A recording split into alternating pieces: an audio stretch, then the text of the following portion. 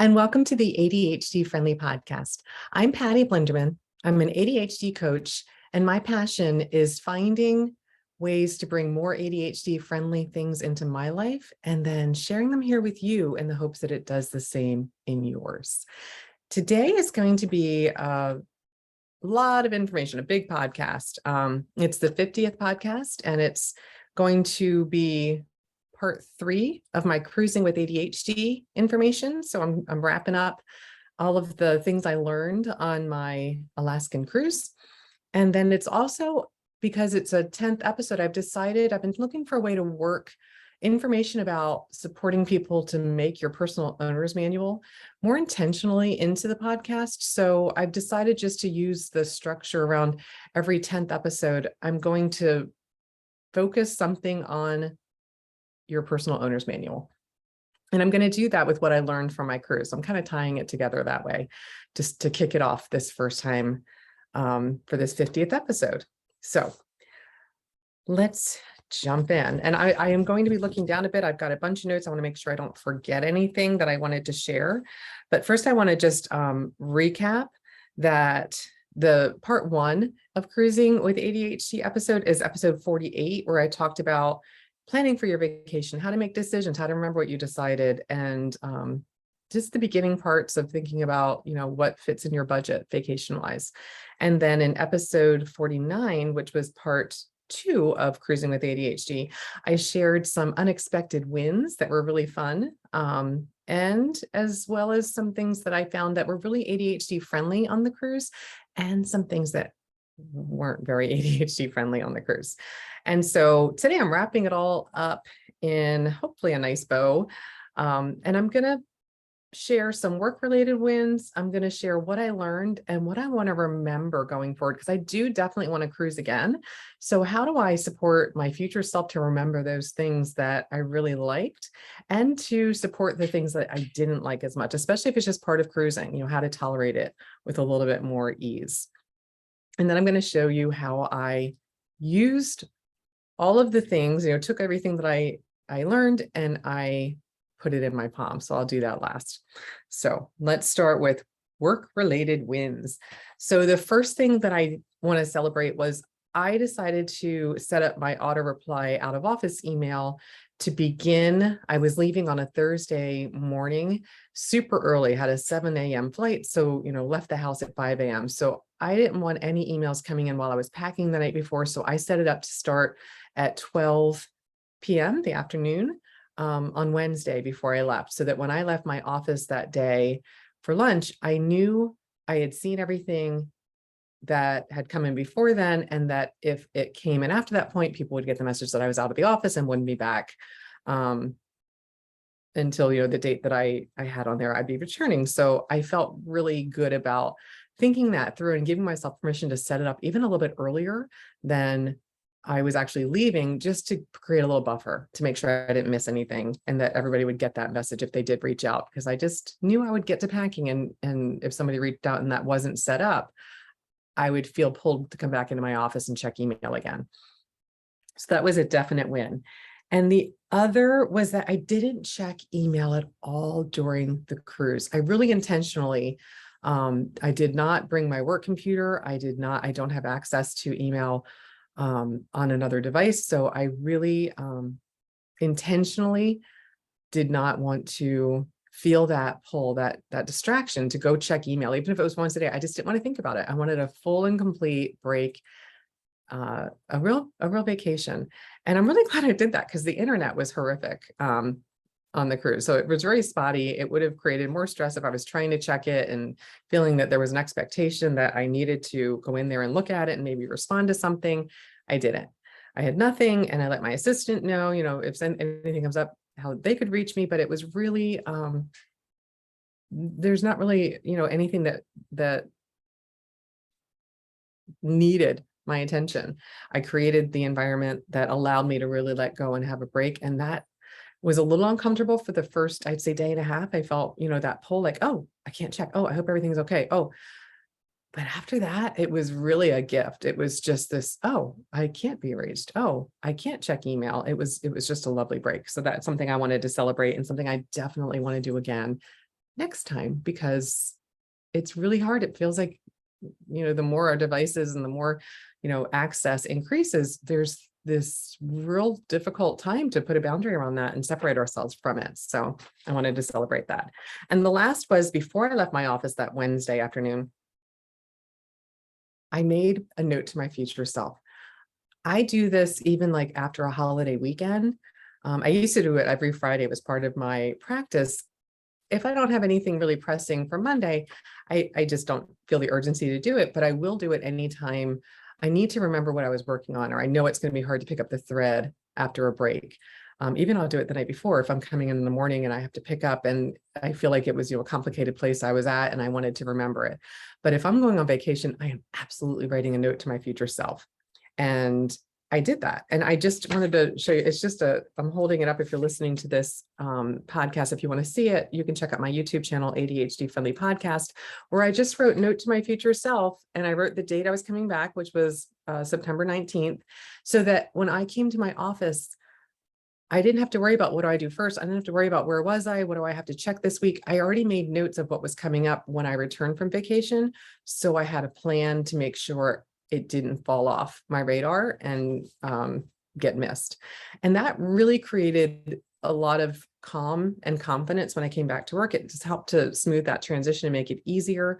So I always want to share, strategies that I use that support my brain in the hopes that they support your brain. And I find notes to my future self to be one of the most easy and sparkly ways to do that. And it literally, I don't even think it took me 5 minutes, and the dividends it paid back was so worth taking 5 minutes just to hit the pause button and go ahead and fill out the couple of things I wanted to remember from when I came back. So note to my future self was definitely a win. So those were my work-related wins. And I just wanted to share those because sometimes when we're going on vacation, there's so many things to think about personally, within your family, those you're traveling with. We had to do, COVID tests 2 days before we left, like all of these different check boxes that need to be done. And being able to leave work behind and feel good about the way I left it, I knew was essential for me to really enjoy my vacation. So those were the 3 main things I wanted to highlight that I did to support myself to have a real work-free vacation. And then what I learned and I want to remember for my next cruise so that it's even more ADHD friendly than this one was.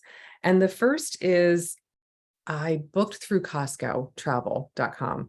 And I have not traveled using Costco Travel before. I would say overall, it was a huge win. It gave us a discounted price when we booked, but then it had the extra perks. So I mentioned in my unexpected wins episode for part 2, how I got a facial and I was able to check that off. I got a facial because it was included as, one of the perks of booking with Costco Travel. And so there, it was included and I didn't, have to pay. It was like $150 and it was free. I just had to do a tip. And that was a, really fun little unexpected perk. I also got an onboard credit. And then most exciting of all, and I knew this was coming when I booked the cruise, but I forgot about it when we got back. Exactly a week after we got back from our cruise, I got a Costco shop card in the mail for $165, 2 of them. I knew I was getting one. I didn't realize I was getting one for each ticket that I booked. So because my husband and I traveled together, we each got one. And that is like almost like my vacation's just continuing. I was just like, woohoo, I got some money. I got more like, it kind of softened the cushion of what I learned budget-wise didn't work. It made it a little bit more palatable. So overall, I loved the ease that Costco's reservation system provided. And then the benefits were really fun. And we also got the a meal at one of the specialty restaurants, and it was the best meal by far the entire cruise. And so that was, everything was kind of just taken up a tier because we booked through Costco. We got all these other things that I know I wouldn't have spent money on the facial, and I don't think I would have spent money on the specialty restaurant.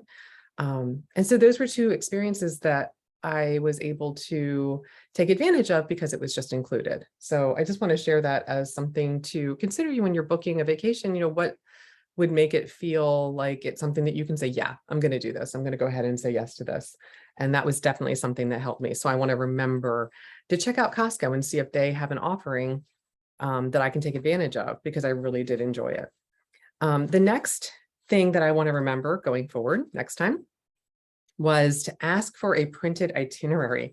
So I mentioned before, everything had to be done in the app, and it was very difficult and taxing on my working memory because I would have to scroll through the little, icons in the app. And as soon as it went, above what I could see, and I'm looking at the next little bit of information, I lost the thread of what was ahead of it. And so it was really hard for me to process and hold on to the information.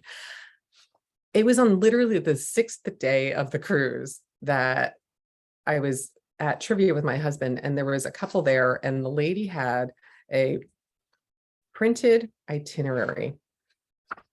Now, I've cruised once before. I did remember when I saw what this looked like. Literally every single time, every activity in one place where I could look through and highlight it. And it was so sparkly. As much as I'm an introvert, I was like, I am so sorry to interrupt you, but I had to ask her, where did you get that printed itinerary? And she told me that she asked guest services when she first arrived, and they really don't want you to know that it's something that they offer. Now, this is, again, Royal Caribbean. I'm not sure how other cruise lines work. But with Royal Caribbean, she said that they said, but if you really do need it, you can ask the person who is taking care of your cabin. And she said when she asked that person, they said, oh no, everything's in the app, you just do the app. And she said she kind of had to be a little bit more direct and say, no, I actually went to guest services and they told me to ask you. And then it was provided every single day. They got a copy of the itinerary under their door for that day. And I definitely want to remember that, because it's what I wanted. I forgot it was something that was even offered. I just didn't even think about it. I just was frustrated that I didn't have a way to see the whole schedule for what was available on the ship in one place. So I want to remember that that is something I can request. I almost think of it as an accommodation for my brain, that I need a printed copy of the itinerary, and I'm going to ask for that. So that's on my list. The other that I found really friendly for my brain was I decided a theme for my souvenirs.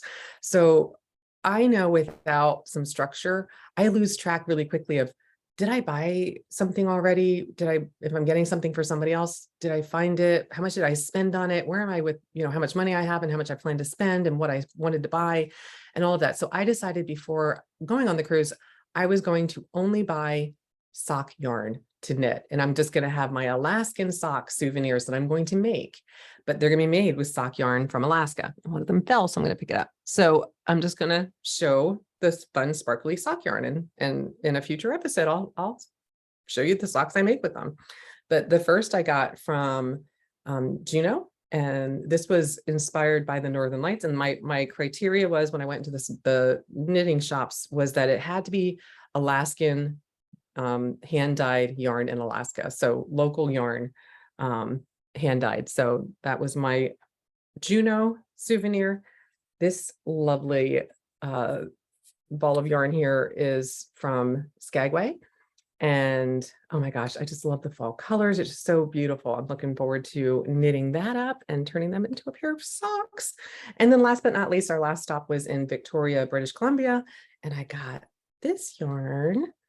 I just love all the colors. I can't wait to get started on them. But it just really helped me to have a theme. It created some nice structure. It was still sparkly. I didn't feel like I was limiting myself, but I also knew I can't get like tons of sock yarn because I'm not going to have a million, hours to knit them up. I just want to know every time I wear these socks where I got it from. And it just felt like it would keep it really simple and easy for my brain to hold on to. And it would like extend the vacation and make it more sparkly. Every time I wear those socks, I'll remember walking around that knit shop and picking that color, and it's just going to help me connect to the vacation. So I thought that was a really sparkly thing. I would definitely continue in a future vacation to have that bit of structure around souvenirs. The next that I learned, my husband actually did this, and he was a little bit more bold about doing this. I was a little bit more concerned that maybe he booked our excursions outside of the cruise company. So it wasn't sponsored by Royal Caribbean. They were offered by local companies. But what I learned when I started researching them, when he highlighted the ones that he was interested in, was they were the same excursions. They just weren't offered directly through Royal Caribbean, so they were less expensive. And that ended up being amazing. Like they were the same exact excursion. They were just a little bit, less. So we saved some money. The thing that I learned that I put a note in my notes about that I want to remember is, but don't book the first excursion of the day. We had an 8 a.m. White Pass Mountain Railroad excursion booked. And we were supposed to be able to begin disembarking at 7 a.m. Well, if you don't book your cruise excursion through the cruise line, you aren't a priority for them to get you off the ship. And I didn't know that. So we ended up missing our 8 a.m. But luckily the excursion company just rebooked us for one a couple of hours later. So it worked out, but it highlighted a need to have a plan B if something does go wrong for whatever reason, because excursions can get canceled for weather or, different, maybe you don't make it into port on time. The ship just doesn't get there on time. And then the other thing that I didn't do, but I decided it was a missed opportunity that I would definitely want to capitalize on next time is I want to challenge myself on my next cruise to try one new food a day. I tend to eat the same things and not be very adventurous in what I am willing to try. And there were just so many different food choices, and I still tended to gravitate towards what I knew I liked. And it's almost like a no risk on a cruise because there's just so much food and it's all included. So I could have tried something else. I just didn't think about it. And so I put a note that next time I really want to challenge myself to try something new every day. And if I don't like it, that's fine, but I'm at least giving myself an opportunity to try something that I haven't had before. And that just felt like something I could really do very easily on a cruise ship. Okay, so those are my wins and the things that I want to remember, the things that I wanted to capture. And so now I'm going to shift away from that's kind of the end of cruising part 3. And now I'm going to go into how am I going to remember all these things? How do I capture this? And that takes me to our POM time. So again, this is the 10th episode, the 50th episode, and every 10th episode, I'm going to have a special segment focused on how to connect with your personal owner's manual, what it looks like, and really share what I do with mine in the hopes that it makes it a little bit less kind of like a concept and more of an actual thing that you can take action on and do for yourself. So I created a travel section in my POM. So here's my personal owner's manual. And again, this is an ARC notebook. ARC, it's made by Staples. This is a more expensive brand than some of the others. I just liked it because it has that really nice kind of faux leather sturdy cover. But it has different size rings to make it, the size I need it to. And the way I think of it is it's a blend between a binder and a notebook where I have the convenience of writing in it like a notebook, but I can move things around like I can with a binder. And so I added a section here I had so many things that I realized I need a travel section of my POM. So I have a new tab called travel, which probably wasn't all that visible when I held that up, but it's just I just put a new tab in here. And, the ARC system even has tab dividers. But what I did was I just wrote out my cruising tips that I want to remember. And then I added my cruise packing list, which is, a different packing list than I use when I travel not on a cruise. So I wanted to remember because I didn't wear so much of what I packed, and I wanted to remember what did I actually use and what did I actually wish I had more of. And so I just made note of that so I could tap into that next time. And on this list, yes, is an analog clock, because I mentioned there was no clock in my room and I'm so time blind. I was just like, oh my gosh, I have so many little travel clocks. I could have easily packed one and it just wasn't on my list. So now it is. And then I also have cards because I realized I forgot to pack cards, playing cards, and we play a lot of playing cards. And we ended up having to, kind of walk around Seattle before our cruise left looking for a pack of cards because I knew it would just irk me to no end if I had to pay $10 for a pack of playing cards. But that's not on my list, so I don't forget to pack it. And then I have my budget tool, and this is just a spreadsheet. And so I'm going to show you, like, I can take things out of my POM perfectly, it's so much easier than a binder even. And then I can just put it right back in because of the way that the pages are cut. And all of these tools that I'm adding to my owner's manual, I just wrote or printed on regular copy paper And there's a little paper cutter. I'm going to add this to my ADHD friendly store on my website because it just, for me, this is what makes this system make sense, because I can turn anything into, I can, cut the pages to make them fit. The only thing I'll tell you is do not, if you do get this, cut anything plastic. It will get all bound up in the teeth and it won't work. I had to pull it all out with tweezers and just had to realize I just have to buy the page protectors that already have the cuts in it, because that was not a corner I could cut. A little pun there. Okay. So I have my my budget sheet where I had what I thought the cruise was going to cost all the way down to what it did cost. And I was about $700 over budget, but I made little notes that I put in yellow that I'd be able to go back to and remember. Like we moved our luggage ourselves. That did save some money. And it really was actually more convenient than waiting for them to bring it up to the room, or to have to wait for a number to be called to get off the ship. We were able to get off the ship immediately because we didn't have to wait for them to call our group for when our luggage was brought into the dock area for you to go claim. I don't tolerate that kind of thing really well. I would much rather push my bag around. But if that's not your deal, thinking about like what's worth it. But if I can't see it all in one place, I can't plan.